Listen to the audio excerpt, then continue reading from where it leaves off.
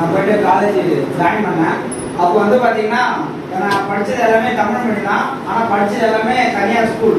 படித்தது எல்லாமே தமிழ் மீடியம், ஆனால் படித்தது எல்லாமே தனியார் ஸ்கூல். தனியார் ஸ்கூலில் தமிழ் மீடியம் படித்தேன். சரிங்களா? என்னோட 12th மார்க் பார்த்தீங்கன்னா 967.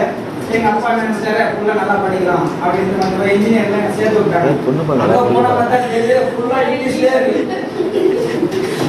போன பார்த்தா எல்லாம் இங்கிலீஷ்லேயே இருக்கு.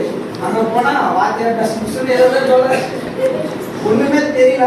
பக்கத்தில் இருந்த பையனை பார்த்து அப்படியே பார்த்து எழுத ஆரம்பித்தேன். அப்புறம் வந்து வாத்தியார் பாடம் சொல்கிறார், வாயால் சொல்லுவார், அதை நம்ம நோட்ஸ் எழுதணும். அது வந்து நம்ம என்ன பண்ணி அதை எக்ஸாம் எழுதணும். சரிங்களா? இதுதான் காலேஜ் இருந்துச்சு எனக்கு. உங்களுக்கு அப்படியே இவங்களுக்கு நினைக்கிறேன். அப்புறம் அப்படியே போக அந்த கேக் அவங்க சொல்றதை வச்சு நம்ம புரிஞ்சா எழுதுறோம்.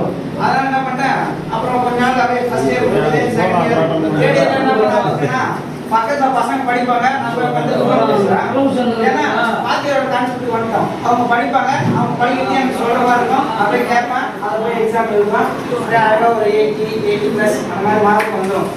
சரிங்களா? அப்படி முடிச்சுட்டு இருக்கும்போது பார்த்தீங்கன்னா கொரோனா வந்துச்சு. தேர்ட் இயர்ல கொரோனா வந்துச்சுங்களா? லாக்டவுன் போட்டாங்க. எவ்வளோ நாள் போட்டாங்க? செகண்ட் இயர் ஃபோர்த் செமஸ்டர்ல லாக்டவுன் வந்துச்சு. கரெக்டாக 1.5 வருஷம் லாக்டவுன். அப்போ வந்து பார்த்தீங்கன்னா வீட்டுக்கு வந்தோம்.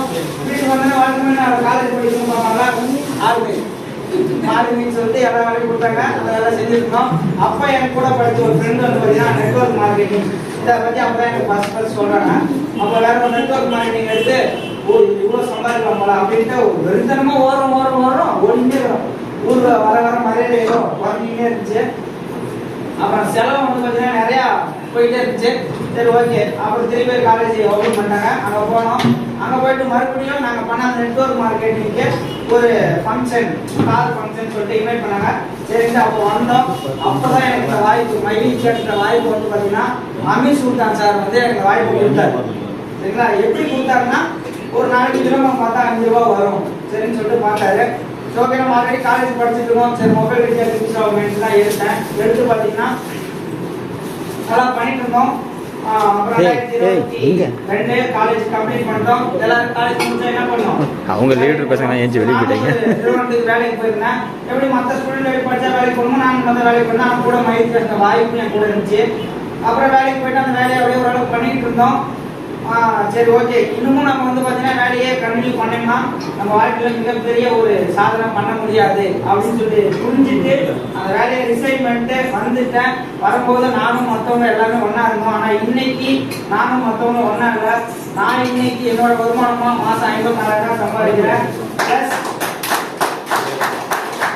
எங்கள் ஃபேமிலியில் எல்லாருமே வந்து பார்த்தீங்கன்னா 882 பேர் சம்பாதிக்கிறாங்க. மொத்தம் 1280. என் தங்கச்சி வந்து 680. இதுன்னு சொல்லிட்டு பார்த்தீங்கன்னா என் ஃபேமிலியில் 5000 ரூபாய் தினசரி வருமானம் பெற்றுட்டு இருக்கோம். மாதம் வந்து பார்த்தீங்கன்னா 1 லட்சம் கொடுக்குறோம். நான் மட்டுமே வந்து பார்த்தீங்கன்னா மைட் டேஸில் ஒரு 7 லட்சம் ரூபா ஏர்ன் பண்ணியிருக்கேன்.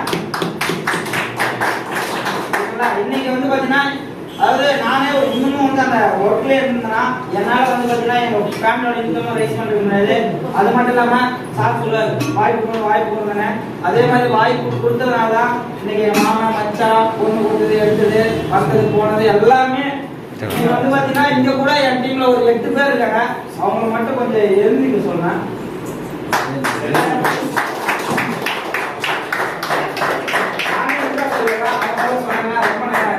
அவன் என் மச்சான், அவனோட இன்கம் வந்து பார்த்தீங்கன்னா 680.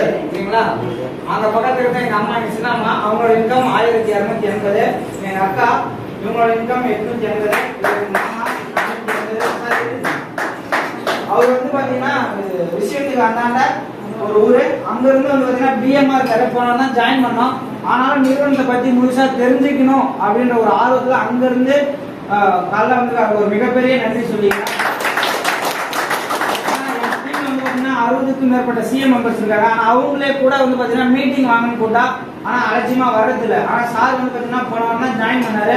7 ரூபா வருமானம் நிறுவனத்தை பற்றி முழுசா தெரிஞ்சுக்கணும் அப்படின்ற ஒரு ஆர்வத்தை வந்து